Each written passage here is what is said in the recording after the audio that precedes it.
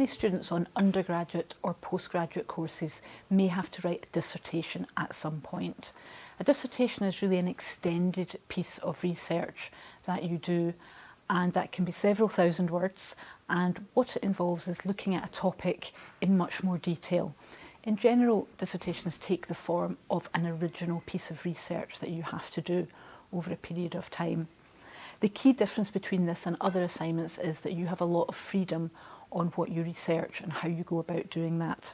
Dissertations are certainly challenging, and you often have to complete them alongside doing other coursework.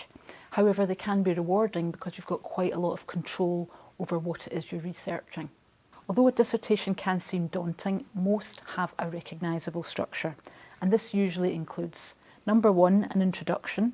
So think of this as a kind of preview of the overall dissertation, setting the scene on what you've researched.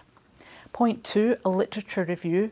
As the name suggests, this is a review of the academic literature relevant to your topic. It should give valuable insight into what research has already been carried out on the topic and what is still to be investigated and how your project fits into the broader context.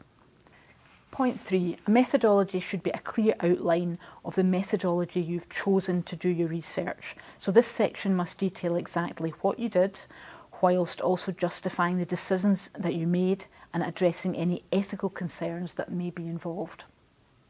Point four, results or findings. A presentation of the data you've acquired through your research. So this can include charts, graphs, tables as methods of presenting complex data in readable ways. Point five will be a discussion. So a discussion of the data that you've just presented, commenting on how it links to existing research, what can be learned from it, and most crucially, how it helps to answer your research question. Point six, the conclusion. So the final section summarises and concludes your whole dissertation, and it also commonly addresses any limitations and suggests any future research that could be carried out as a result of your findings. Before you get started on your dissertation, we would strongly recommend that you take time to plan it out. It's not a piece of work that you can leave till the last minute, so it's a really good idea to check out what resources are available to help you through this significant piece of work. This support includes, number one, library resources. There's loads of information on the library guide pages about how to start your dissertation, about how to do your research, lots of advice and information there that we would strongly advise you look at.